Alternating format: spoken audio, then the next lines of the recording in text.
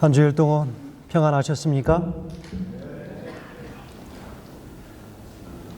우리 하나님의 풍성하신 은혜와 부어주시는 축복이 우리 모든 성도님들 각 가정마다 충만하시기를 주의 이름으로 축원드립니다.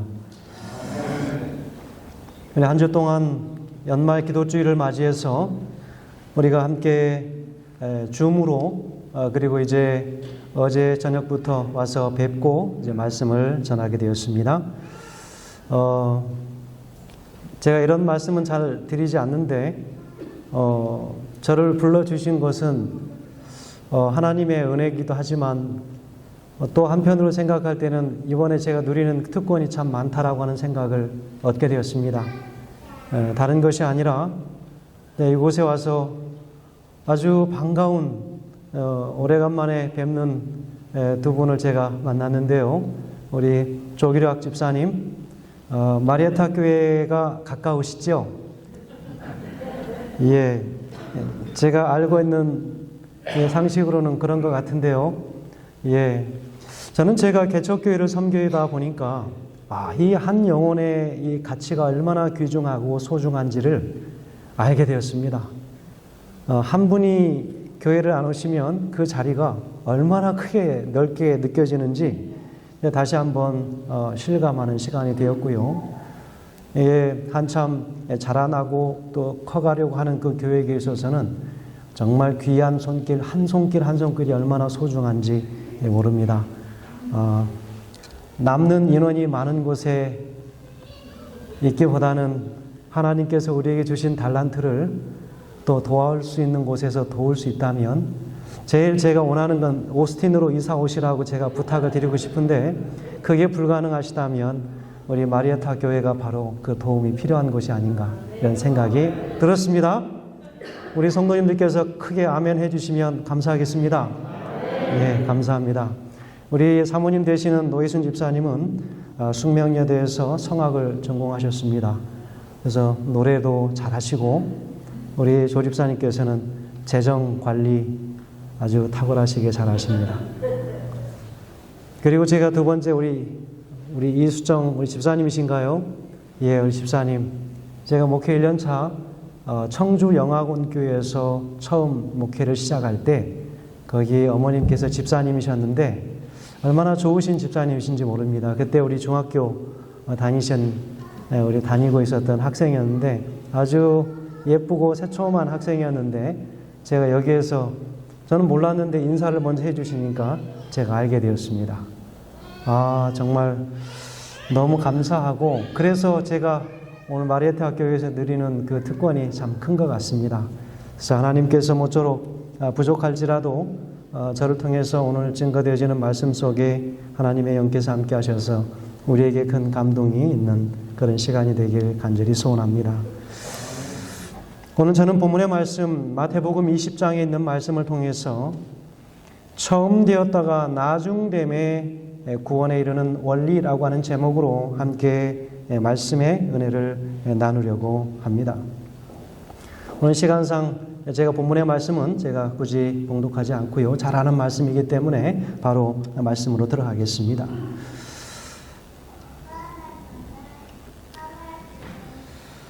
여러분 700인에게 돈을 묻다라고 하는 그 시사 프로그램이 있었습니다. 여러분 혹시 이 700인에게 돈을 묻다라고 하는 거 혹시 보신 적 있으신지 모르겠습니다. 거기에서 질문을 했습니다. 오늘 여러분에게 드리는 질문 첫 번째는 당신의 월 소득이 2,000불일 때 다른 사람이 1,000불을 받을 때 여러분 만족하십니까?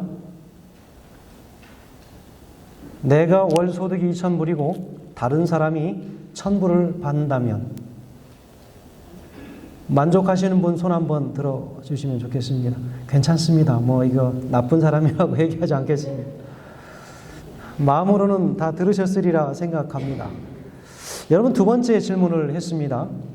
당신의 월 소득이 4,000불일 때 다른 사람의 소득이 8,000불일 경우 여러분 만족하시겠습니까? 예, 손을 드신 분들은 또 대단한 믿음을 가지고 계신 분들이십니다. 저는 솔직하게 나보다 누가 많이 받는다 그러면 똑같이 일을 했는데 기분이 별로 안 좋을 것 같아요. 여기 서대성 목사님 어떻게 생각하십니까? 예, 솔직하게 말씀 주셔서 감사합니다. 여러분, 이 질문을 받은 응답자들의 60%가 다 1번을 선택했습니다. 사실 액수로는 4,000불에 비하면 턱없이 부족한 액수지만 2,000불을 내가 받을 때 다른 사람이 1,000불을 받는다 할 때 그걸 만족하는 것입니다. 그것이 보통 우리가 가지고 있는 사실은 생각들입니다. 그것을 나쁘다 좋다 우리가 판단할 수 없는 것이죠. 그래서 우리 마음속에 사실은 우리가 생각지 못하는 여러 다른 생각들이 함께 자리할 수 있다고 하는 것을 간과할 수가 없습니다. 여기 텍사스에, 제가 있는 텍사스에 이 주유소 근처나 그리고 아시는 대로 홈디포 근처에 가면 많은 인력을 자기 스스로의 그 인력을 다른 이들에게 좀 팔기 위하여 기다리는 사람들이 있습니다. 여러분, 한국이나 미국이나 동일하게 새벽부터 주인을 기다리는 품꾼들이 있습니다. 오늘 내가 그 주인에게 픽업되지 못하면 그저 도시락만 먹고 집으로 돌아가는 사람들이 발생하기도 하지요. 뒤늦게 부름을 받은 품꾼들은 품삯에 관심 있는 것이 아니라 오늘 내가 할 일이 있다고 하는 그 자체만으로도 감사하며 남은 시간을 최선을 다하여 일을 하게 될 것이라고 하는 거죠. 오늘 그들이 일을 하지 못하면 집에 들어갈 때 그 얼굴이 좀 쑥스러울까요? 네, 그럴 수 있습니다. 내 사랑하는 자녀들이 아빠 하면서 손을 붙잡고 늘어지면 그 무슨 소리입니까? 아이스크림 사줘, 뭐 이런 이야기지요. 아내의 얼굴을 볼 때에 부담스러울 수 있습니다.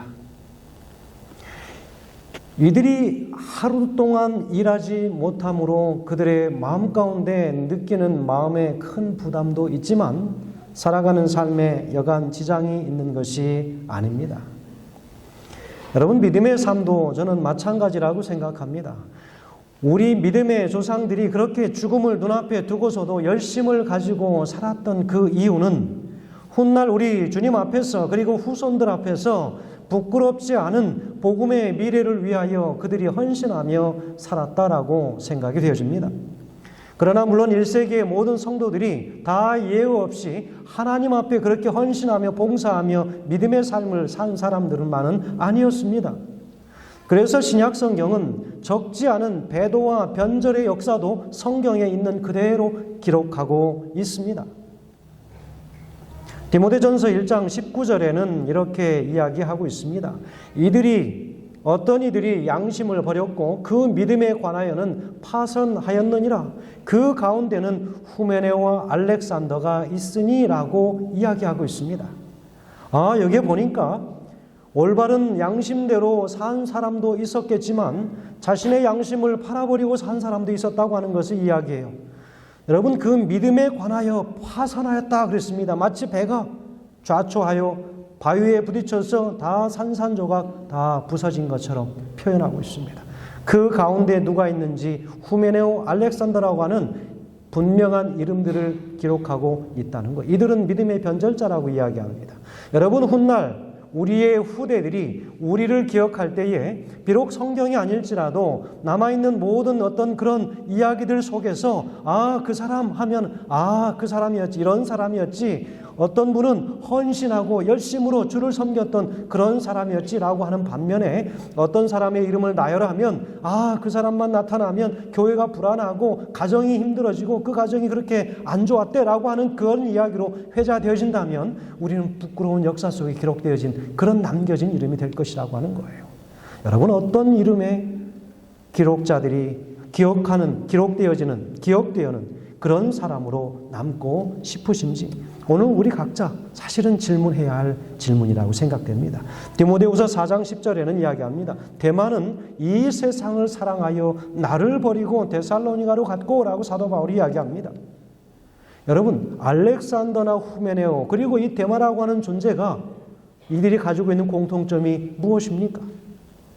현세의 자신들의 평안함과 이익을 위하여 믿음을 저버리고 떠나갔던 그런 사람들, 자신들의 구원을 포기하며 하나님 앞에서 떠나간 사람들이라고 하는 공통점을 가지고 있습니다. 부끄러운 역사에 이름을 남긴 사람들입니다. 그러나 이런 비극은 단지 이런 세 사람뿐만이 아니라 오늘 살아가는 우리에게 있어서도 시사하는 바가 크다라고 생각하는 거예요. 처음에 우리의 믿음의 그 출발점은 좋았지만 그러나 그 마지막에 끝이 좋지 않았던 인생도 있을 수 있습니다. 그러나 반면에 보잘것없이 출발했지만 그러나 나중에 그의 인생은 하나님 앞에 영광 가운데 남게 되는 이름이 될 수도 있다는 것입니다. 오늘 본문의 이 포도원의 일꾼의 비유는 바로 이런 것에 관한 질문입니다. 먼저 된 자들이 나중되는 그 이유가 무엇인지, 먼저 된 자들이 왜 나중됨에 처하게 되었을까라고 하는 질문을 오늘 우리가 하게 됩니다. 저는 오늘 본문의 말씀을 다루면서 첫 번째로 우리가 생각해 보고자 하는 것은 하나님과 영생을 흥정하지 마라고 하는 것입니다. 하나님과 영생을 가지고 흥정하지 마라. 우리가 구원을 놓고 하나님 앞에 흥정하는 경우들이 종종 발생한다는 거죠.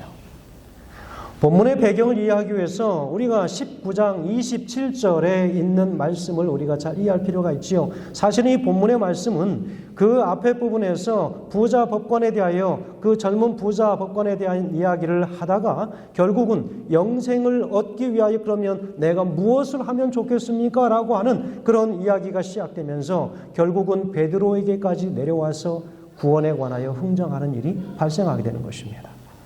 그래서 19장 27절에 본문에서 기록하기를 이렇게 이야기합니다. 이에 베드로가 대답하여 가로되 보소서 우리가 모든 것을 버리고 주를 쫓아 싸우니 그런즉 우리가 무엇을 얻으리까? 라고 이야기합니다. 내가 배도 버리고 내 부모도 다 뒤로 하고 내 식구들 다 뒤로 하고 내가 오늘 주를 쫓아서 왔는데 오늘 나에게 그 대가로 무엇을 주시렵니까? 라고 질문하는 것입니다. 여기에서 흥정이 시작되는 것입니다. 고기 잡던 어부에게 있어서 그물로 버리는 것은 모든 것을 다 포기한 것입니다. 그리고 예수님을 쫓았어요. 그는 예수님을 믿고 따르면서 보이지 않는 영생에 관하여는 사실은 그는 늘 하루 물고기를 잡아오면 바로 돈으로 환산되어지는 그런 계산 속에서 살았던 사람이었습니다. 평생을 그렇게 살았어요. 저도 바닷가에 살았지만 바닷가에서 물고기 잡아오면은요, 바로 그 자리에서 현금 박치기 합니다.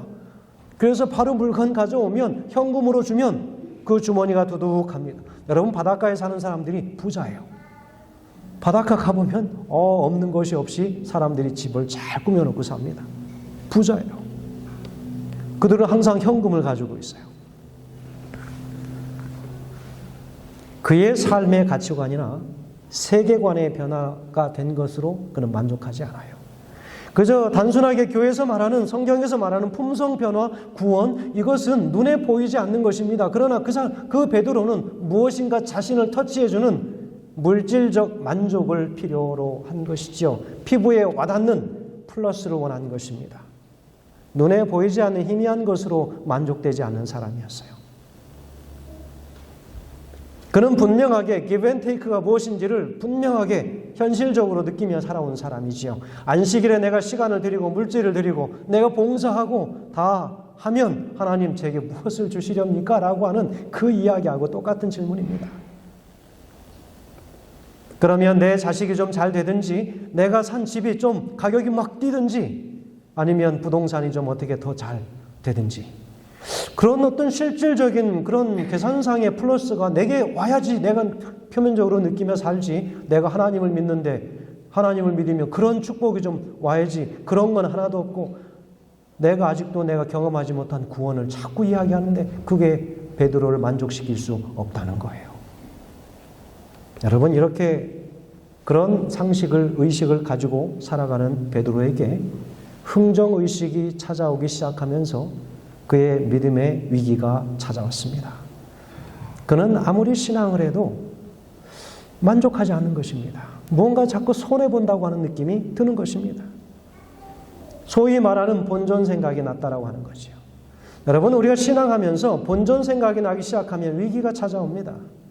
어떤 말씀을 들어도 기쁘지 않아요. 어떤 구원의 그런 확실한 것들이 나를 터치한다 해도 이런 위기가 찾아올 때는 그 마음에 섬기는 기쁨이, 신앙의 기쁨이 없게 됩니다. 실무교훈 270페이지에는 이야기합니다. 우리가 무엇을 얻으리까라고 한 베드로의 질문은 합당치 않은 정신을 나타냈다. 만일 제자들이 이 정신을 고치지 않을 것 같으면 그들은 그리스도의 사자가 되기에 적합하지 않게 될 것이다. 왜냐하면 이 정신은 품꾼의 정신이기 때문이다. 그들은 아직도 저희의 수고에 합당한 보수를 받으리라는 생각으로 일을 했다 그랬습니다. 여러분, 흥정의식을 가지고 살아가는 것, 그것은 합당치 않은 정신이다라고 이야기합니다. 그것이 바로 품꾼의 정신이다. 오늘 우리는 사꾼의 어떤 그런 정신으로 사는 것이 아닌 현실에 있어서 나의 신앙 때문에 내가 얻는 분명한 어떤 물질적 만족이 없다 할지라도 우리는 영원이라고 하는 그 영생에 관하여 우리는 투자하며 살아가는 존재들이라고 하는 사실을 오늘 우리는 기억해야 합니다. 정직에 보내는 기별에 보면 이야기합니다. 아무도 다른 사람보다 더 나은 특권을 받지 않았으며 어느 누구도 자기의 권리로 보상을 주장할 수도 없다. 여러분, 이 땅에 살아가는 것을 우리가 하나님 앞에서 주신 그분께 받은 감사의 선물로 우리가 생애한다면 우리는 분명히 만족하며 살 수 있습니다. 그러나 오늘 살아가는 모든 것이 내가 뜻하여 이루고 살아가는 것이라고 하는 그런 생각을 가지고 산다면 우리는 영생이라고 하는 것에 그렇게 그다지 큰 감동이 없을 수도 있습니다. 그런데 여러분, 아무도 다른 사람보다 더 나은 특권을 받지 않았다. 모두가 다 동등하다는 것입니다. 어느 누구도 자기 권리로 보상을 주장할 수 없다. 왜 그럴까요? 왜 이런 이야기를 하게 될까요? 거기에 대한 예수님의 대답은 그렇습니다. 마태복음 19장 29절에 보면 또 내 이름을 위하여 집이나 형제나 자매나 부모나 자식이나 전토를 벌인 자마다 여러 배를 받고 또 영생을 상속하리라. 여전히 베드로의 손에 만져지지 않은 그 물질에 관한 만족이 아닌 분명한 어떤 물질적인 플러스로 인하여 자기의 마음이 즐겁지 않은 영생이라고 하는 보이지 않는 것으로 자꾸 예수님은 그 영생을 여러 배를 받겠다 이야기하고 있습니다. 베드로가 만족하겠습니까? 만족할 리 없습니다. 그래서 예수님께서는 그 베드로와 그 제자들의 마음을 일깨우기 위하여 다시 그래서 이야기하신 바로 그 말씀이 마태복음 20장의 이야기입니다. 그래서 품꾼의 비유에 관한 이야기를 하게 되는 것이죠. 실물교훈에 보면 이야기합니다. 우리가 일한 시간이 아무리 짧고 우리의 일이 아무리 천할지라도 만일 우리가 단순한 믿음으로써 그리스도를 따를 것 같으면 우리는 보수를 받지 못해 실망하는 일이 없을 것이다. 우리가 받는 구원은 내가 20년, 30년, 40년, 50년을 믿었기 때문에 혹은 내가 모태신앙인이기 때문에 받을 수 있는 구원이 안정적으로 내게 올 것이다라고 하는 것은 그건 잘못된 것이다. 우리의 구원은 믿음의 길이가 아니라 어떻게 그분을 향하여 드린 봉사가 있느냐라고 하는 것이죠. 이런 흥정의식으로 이제 우리는 결국은 처음 믿었다가 나중됨의 자리에 갈 수밖에 없다라고 하는 바로 그 이야기로 이어지는 것이죠. 마태복음 19장 30절에서 그러나 먼저 된 자로서 나중되고 나중된 자로서 먼저 될 자가 많다 그랬습니다. 저는 여기에 그렇게 될 수 있는 사람이 많다라고 하는 것에 저는 주목이 됩니다. 한두 사람이 아니구나. 그러면 혹은 나도 거기에 포함이 될 수 있겠구나라고 하는 생각을 해보게 되는 것입니다. 여러분, 우리가 기억해야 할 것은 먼저 믿는 것은 시간적인 개념이지만 나중되는 것은 구원의 개념입니다. 내가 먼저 복음을 알게 되었고 내가 먼저 이 세상을 살았고 하기 때문에 그것에 대하여 내가 먼저 믿었을 수 있지만 나중됨의 자리로 처하게 된다라고 하는 것은 나중에 믿어서 나중에 구원받는다 그것이 아니라 구원이 없다라고 하는 것으로 이해가 되어져야 합니다. 그러나 거기에서 멈추지 않으시고 20장의 본문에서 포도원의 일꾼의 그 이야기를 들려주신 그 이유는 먼저 부르심을 받아서 포도원의 일꾼이 된 자들에게 한 가지 공통점을 발견하게 된 것입니다. 마태복음 20장 3절에 기록합니다. 또 제3시에 나가보니 장터에 놀고 섰는 사람들이 또 있는지라 아침에 이른 시간에 가서 일꾼들을 픽업해서 데려왔습니다. 그랬는데 나중에 또 가서 주인이 일꾼들을 더 데려오는 것입니다. 그런데 이 문장 속에서는 놀고 서 있는이라고 하는 사람들에 관하여 이야기합니다. 과연 그들이 그날 픽업을 받지 못하고 장터에서 있다가 배가 출출하여 도시락을 먹고 그래도 픽업 받지 못해서 결국 집으로 터덜터덜 지나 돌아가는 그런 발걸음이라면 우리는 그날 사실 우리는 한국 사람들의 언어로 오늘은 공쳤다 이렇게 이야기하지 않습니까? 그런 비유로 성경에서는 그들이 놀고 있었던 사람으로 표현합니다. 놀고 있었던. 우리가 예수님에게 복음을 듣지 못하고 세상 가운데에서 방황하고 살았던 모든 그 시간은 우리는 다 장터에서 놀고 있었던 사람으로 비유될 수 있다는 것입니다. 여러분 7절에 보면 또 그런 이야기가 있습니다. 7절에 보면 가로되 너희는 어찌하여 종일토록 놀고 여기 섰느뇨 그랬습니다. 가로되 우리는 품꾼으로 우리를 쓰는 이가 없음이니이다. 가로되 너희도 포도원에 들어가라 하니라. 그러니까 장터에 여전히 놀고 서 있는 사람들이 또 있습니다. 놀고 있었던 존재, 아무 그날 해야 할 일이 무엇인지를 알지 못하고 자신에게 주어진 하루의 그 시간을 낭비하고 허비하고 서 있었던 그 사람들. 그런데 그들을 부르셔서 포도원의 품꾼으로 사용하시는 거예요. 여러분 이것은 전적인 하나님의 은혜입니다. 우리가 예수님을 믿기 전과 믿기 이후에 우리의 삶의 질도 달라졌다고 하는 거 우리가 분명히 알겠지만 그러나 하나님께서 우리에게 무엇인가 할 일을 주시고 또 그 사명을 주신 것은 하나님의 은혜라고 하는 거예요. 저는 제 자신을 생각할 때 하나님의 은혜를 가장 많이 받은 사람이라고 생각이 됩니다. 사실은 그래서 오스틴에 가서 일을 할 수 있는 그 원동력도 하나님께서 제게 주신 축복이 너무 많아서 그 축복을 그렇게 라도 할 수 있는 그 마음의 은혜를 허락하신 것은 감사한 일입니다. 사실 아까 소개 목사님께서 주실 때에 제 마음속에 한 가지 가진 부담은 다른 사람들이 아무도 거기에 힘드니까 갈 사람이 없어서 사실 그것은 아니고요. 기도를 드렸더니 하나님께서 제게 응답을 주셔서 갔습니다. 그것이 전부입니다. 대단하고 특별해서 그것을 하는 것은 아니고요. 하나님께서 제 인생 속에서 그 사명도 허락해 주신 것으로 저는 여겼습니다. 물론 쉬운 길은 아닙니다.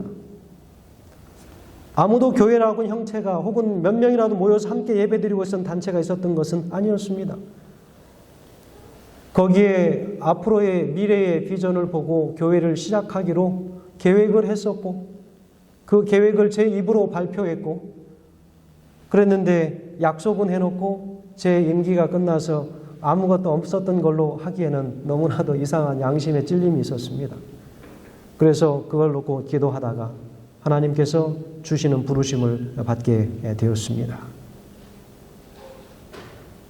그래서 그곳에서 시작을 하게 되었고 하나님께서 허락하시는 귀한 영혼들과 함께 예배를 드리고 있습니다. 지금은 13분의 우리 성도들이 모여서 예배를 드리고 있습니다. 그래서 저희는 영어 한글 바이올링구얼 월십을 드립니다. 그래서 젊은 영어하는 우리 한국인들이 들어와서 예배를 드릴 수 있도록 그래서 미국인들도 들어와서 예배를 같이 드리고 있습니다. 그래서 얼마나 감사한지 모릅니다. 우리가 살아가는 매일매일의 일상의 삶이 은혜입니다. 하나님의 은혜를 우리가 걷어내면 사실은 우리에게는 아무것도 남는 게 없어요. 내가 잘나서 얻은 게 하나도 없다고 하는 것을 느끼게 됩니다. 여러분 거기에서 섬기다 보니까 내가 평소에 느끼지 못하고 누리지 못하고 내가 감사하지 못했던 것들이 얼마나 감사한 것으로 다가오는지 몰라요.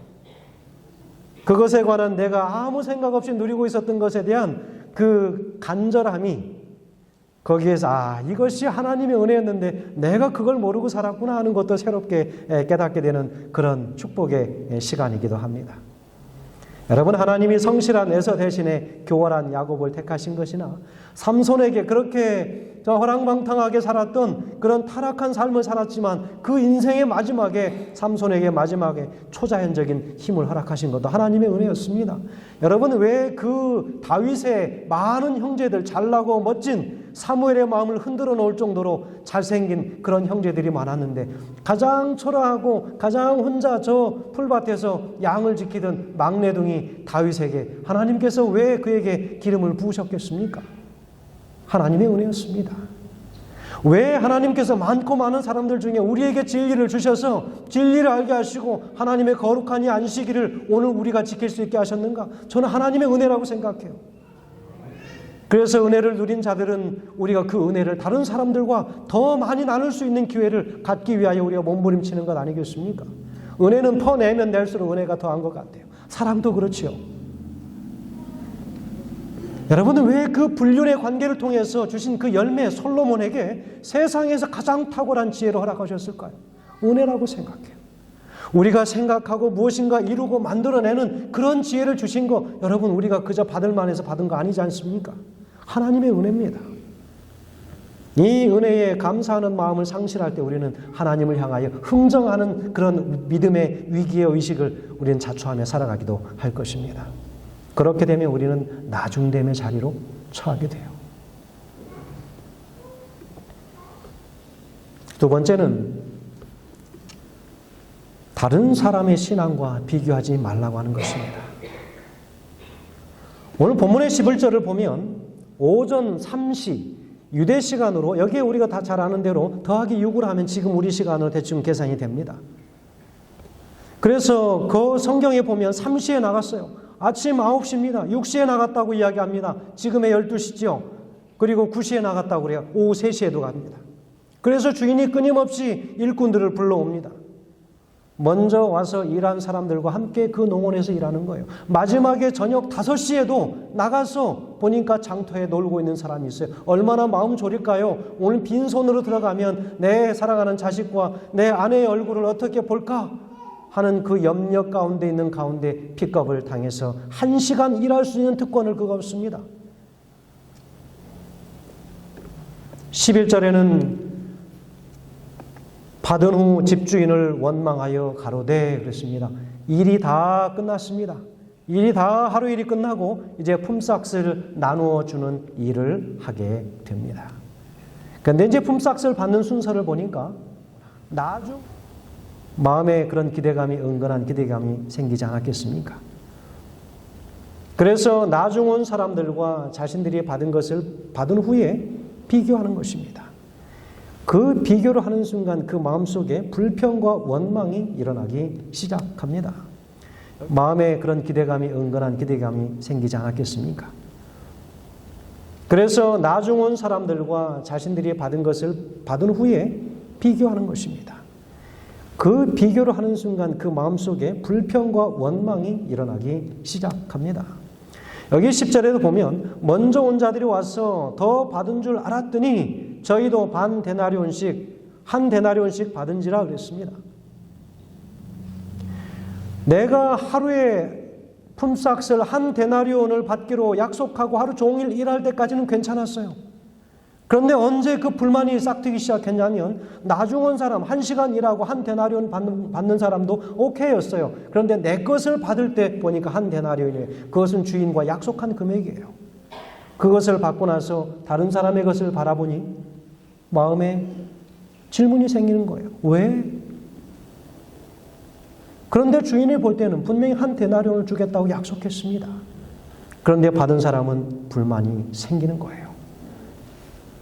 실무교훈 274페이지에 이야기합니다. 품꾼의 비유는 모든 질투와 의심을 책망한다. 사랑은 진리를 기뻐하고 시기심을 가지고 다른 사람과 비교하지 않는다. 사랑이 있는 자는 그리스도의 아름다운 품성과 자기 자신을 비교할 뿐이다. 저는 여기서 무릎을 치면서 할렐루야 아멘 했습니다. 여러분, 우리의 비교 대상은 누구라고요? 오직 예수 그리스도이십니다. 사실 우리가 비교하고 싶은 것이 있다면 그분의 고매하신 품성, 모든 침뱉음과 십자가의 그 고통마저도 다 참아내시고 이겨내시고 이 땅에 구원을 베푸신 그 예수님의 그 품성 다 보고 싶은 거, 저는 그것만 비교하면 좋겠다는 생각이 드는데, 다른 것에 눈이 가는 건 어쩔 수 없이 우리가 사람이기 때문에 그렇습니다. 여러분, 그건 죄 때문에 그런 것이 아니라 우리가 연약하기 때문에 그런 건 아니겠습니까? 여러분, 오늘 우리가 특별히 우리 마리아타 우리 성도님들께서 기억하셔야 할 것은, 우리의 비교의 대상은, 유일한 비교의 대상은 사람이 아니라 예수 그리스도의 품성이라고 하는 사실, 그것을 우리가 기억해 주시면 감사하겠습니다. 하나님의, 우리의 일이 하나님께 간합되도록 해주는 것은 우리의 일한 시간의 길이가 아니라 그 일의 자원에서 바친 우리의 마음과 충실함이다. 모든 봉사에는 헌신이 요구된다. 저는 우리 마리아타 교회가 그런 교회라고 알고 있습니다. 모든 헌신에 열심으로 봉사하시고 한 마음으로 연합하시는 그런 교회와 그런 지도자들이 계신 줄로 알고 있습니다. 청지기에 보내는 기별에 보면 이야기합니다. 제자들 사이에는 자기 만족과 자기를 높이는 정신과 서로를 비교하는 정신이 있었다 그랬어요. 만일 그들 중에 누가 눈에 띄게 실수를 범할 경우 다른 사람들은 자신들을 더 낫다고 느꼈다. 아마 그런 건 없을 것이라 생각됩니다. 교회 안에서 누가 직분을 맡으면 그 직분에 대하여 말을 하고 하는 그런 정신들, 그것이 사라져야 된다고 하는 것을 이야기합니다. 여러분, 비교라고 하는 것이 이렇게 무섭습니다. 이렇게도 예뻤던 한 분의 얼굴이 수술을 하기 시작하면서 그것도 돈을 아끼려고 야매로 한 것입니다. 야매. 여러분, 야매 아시죠? 뒷골목에서 무허가 그런 곳에서 아는 사람 물어가지고 저 동네 옆에 잘 아는 언니가 이야기해 준 집에 가서 수술한 거예요. 그랬더니 이분이 가수였는데 선풍기 아줌마 유명하지 않습니까? 얼굴이 이렇게 부어버린 것입니다. 제가 이분의 사진을 보여드려서 참 이분에게는 개인적으로 죄송합니다. 그런데 고인이 되셔서 이 부작용 때문에 앓다가 돌아가셨어요. 자기의 목숨까지 잃어버렸어요. 여러분, 하나님께서 오늘 우리에게 주신 삶을 비교하지 말고 감사해야 되는 거예요. 아멘이십니까? 아멘입니다. 이런 비교의식에서 벗어나지 못하면 이제 우리는 그 비교의 노예가 되어서, 그런 우리가 믿음의 먼저됨의 위치에 살았었지만 그러나 우리의 믿음이 흔들려 나가서 결국은 이런 것들 때문에 나중됨의 자리에 처하게 될 수 있다고 하는 사실을 오늘 우리가 기억해야 합니다. 저는 마지막으로 이제 알아주기를 바라는 마음을 버리라. 그것이 뭘까요? 공로의식입니다. 여러분, 이 세 가지의 정신을 우리가 반드시 기억할 때에 하나님의 교회는 부흥할 수밖에 없습니다. 내가 나가서 막 전도하지 않아도 이런 심령의 소유자들이 하나님의 교회 안에 충만하게 거하신다면 성도들이, 새로운 영혼들이 걸어 들어올 것입니다. 도대체 그 교회가 뭐 하는 교회인지, 왜 그렇게 그 사람들은 다 그렇게 좋은 사람들이야? 마리아타 교회 그 사람 다 유명하다면 좋기로, 자기 옷까지 다 벗어주는 그런 사람들이라고 소문나면, 여러분, 영혼은 하나님께서 허락하시는 것 아니겠습니까? 오늘 보니까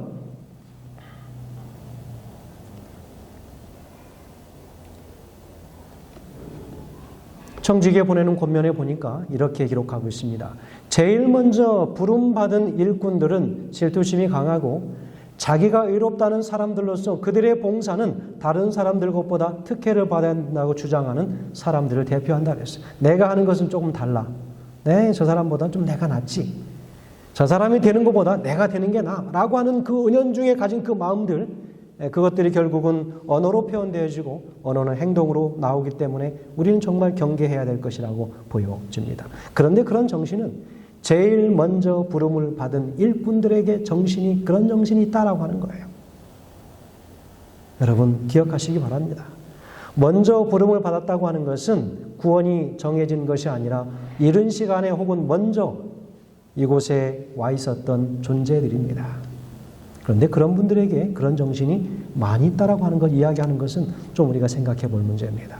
실물교훈 273페이지에 남보다 조금 앞서게 된 사람들 중에 많은 사람이 자만심을 가지고 자기들이 다른 사람들보다 낫다고 생각한다. 그들은 아첨 많은 말을 좋아하고 자기들이 가장 중요한 사람으로 생각되지 않으면 질투한다 그랬습니다.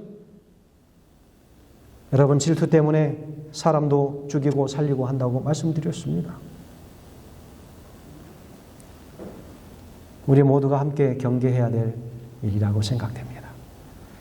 저는 그래서 무엇보다도 오늘 우리는 다윗의 정신을 좀 가져야 되겠다 하는 생각이 듭니다. 사무엘하 7장 18절에 이야기하기를 다윗 왕이 여호와 앞에 들어가 앉아 가로되 주 여호와여 나는 누구오며 내 집은 무엇이고 한데 나로 이에 이르게 하셨나이까? 자신이 왕이 되어서 자신의 기도처에 과거에 자신이 입던 그 목동 시절에 입던 남루한 옷을 걸어놓고 그것을 보면서 항상 기도했다고 하는 유대 전승이 있습니다.